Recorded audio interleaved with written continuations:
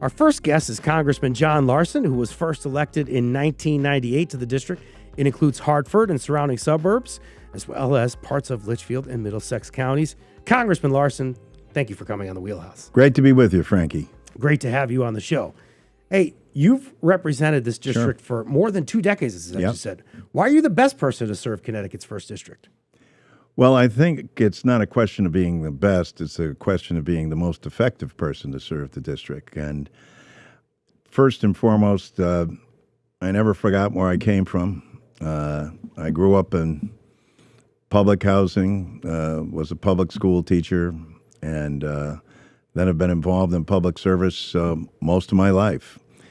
And I think I have a real understanding and sense of the community. I've been in Congress after this year 28 years, only 8 of which we've been in the majority. And of those 8, only 4 did we have the House and Senate and the President. And of those 4, they were 10 years apart. And yet we've been able to do more for this district. Over $1 billion we brought home to the city of Hartford just over the last 4 years. And all 27 towns have received money from the federal government under my leadership. I'll now be in a position where I'll be going back to Congress, not as a new member, but as the chair on the powerful Ways and Means Committee of Social Security that impacts all 330 million Americans. I'm focused on that because these are the people that I grew up with. This is the reason that you go to Congress, to have impact on working class families and the people that need it the most. And in this economy, who needs it the most? People that are on fixed incomes, like the elderly and like children.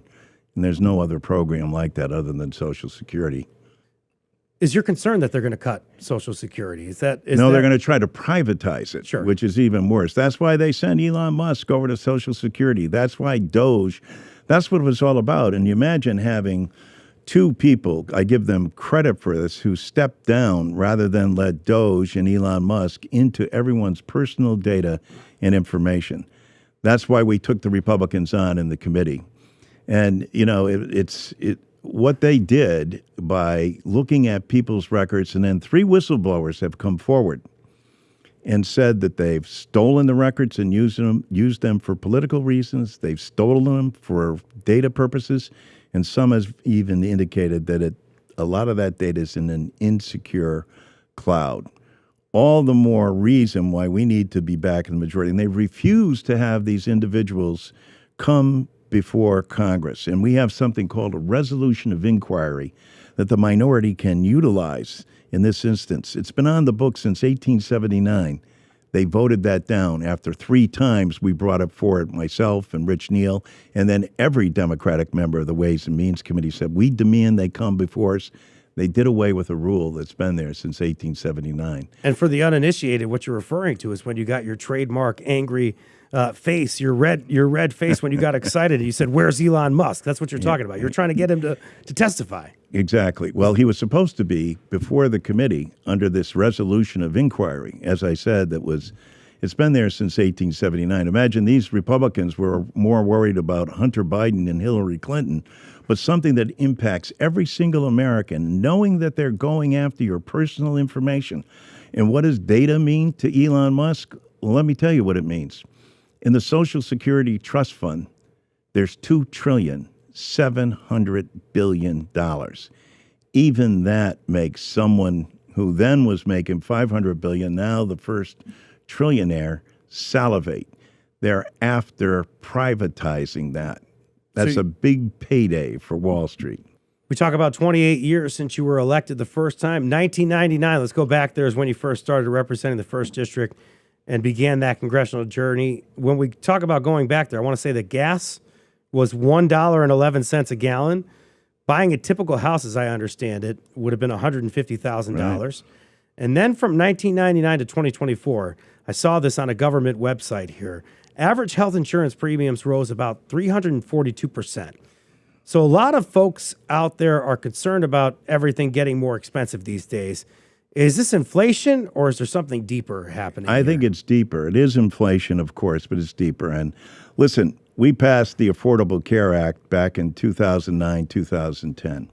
And then the Republicans attempted to repeal it over the next 10 years. It didn't succeed. We reinstated it. We're beyond that at this point. Healthcare, and more individuals are realizing it, is a human right. And we've got to have government step in and do Medicare for all. That's where we're headed. And you know what? You know who we're going to find as a partner in this? The business community. Why? Because they recognize the costs are out of control and they're rising on a daily basis. And doesn't it just make plain common sense to have one entity negotiating costs for the entire country, like we have with Social Security and Medicare for the elderly? So why not Medicare for all, so that everybody has that opportunity to make sure that they are getting quality health care throughout? That benefits all of society, and it will benefit the business community as it will the working class when we have something that makes sense like this. And we've been through it all. I mean, in the Affordable Care Act, the House passed public options twice. We couldn't get it through the Senate, but nonetheless, it was in there. Now it's time, rather than going back and reinstating the Affordable Care Act that Trump just last December tried to throw out, putting 15 million people off of insurance and another 21 million seeing their costs double. We stood up, and frankly, when we did, we're joined by 4 Republicans and got a discharge petition out. And then we went to take a vote. Trump blocked it. He said, just give me 2 weeks, and I'll be able to get one of them off of that, and that bill will go down. You know what happened? He didn't get one of them. They were joined by 13 more because people all across the nation were speaking out. Stations like yours, Frankie, were carrying this information, and people were going, hey, what's going on here? I can't afford to lose this. And that, I think, had that and 2 things. That intensified people's understanding and feeling about how important health insurance is. And when you add to that as well, women's reproductive rights being struck down by the courts. I mean, I was proud to be Senate president in Connecticut when we were the first state to codify Roe versus Wade. And so what we see is women all across the country also recognizing that there has to be universality when it comes to health care. And it is a right and a responsibility. And it's a federal responsibility to make sure it's there in all 50 states. We only have a couple more minutes with you, so I want to make sure I get a couple of things in here relatively quick. You talked about what people think. We know an overwhelming majority of Americans don't seem to be happy with either party. And Kamala Harris might get blamed for what happened in 2024. Democrats, a lot of blame being thrown around. What do you think about the state of the party, and do you think that people are going to have faith in you if elected? Well, I think to keep doing your job? I think it's pretty straightforward, and I'm very proud of Hakeem Jeffries. I'm glad he's coming here, but it's not enough for Democrats just to be against Donald Trump, and certainly no one has taken on Doge or Elon Musk or ICE or this president is in legal war more than I have. But if you're not for something, if you can't demonstrate to the American people what you're going to do, if you're not demonstrating to them how you're going to resolve those kitchen table issues, what are you going to do about my kids' education? How will they afford it? And those who have received it, how will they pay for it? How are they going to get housing in the future? How are they going to be able to achieve that American dream if they don't have affordable housing, if they're not able to be first-time home buyers? What are you going to do if you're not able for them to afford education or a basic trade and get into a job? These are the things that the Democrat Party has to do, is step forward with a very specific agenda. And by specific, I mean saying, and we will do this within the first 100 days. We can't just criticize Trump for what he didn't do. We have to demonstrate what we will do. And when we do that, I think people will come back to the parties. It's the most alarming thing for every American should be that in the last election, more people didn't vote than voted for both presidential candidates combined. That's how authoritarianism rises, and we have to be steadfast against that. And the only way to do that is to tell people what you stand for and then accomplish it. We talked about the fact that you've been here now 28 years, so it's 14 terms. people don't necessarily like when people serve 14 terms, right? They may want term limits or something like that. Your Seem age to be okay with Bernie Sanders. your age comes up, people say that you're 78 or you're getting closer to 80 or whatever. And then I think the calls kind of became louder after you had that partial seizure in February of 2025. So what do you say to people that are talking Well, first to of your all, age? let's take the partial seizure and then all the whispers that somehow he was hiding things. I never missed a day of work, number one. Number two, easily treatable with medication. I'm on your show today. Do I look okay to you? And out and about this district and debating, et cetera. But all the whispering about that was,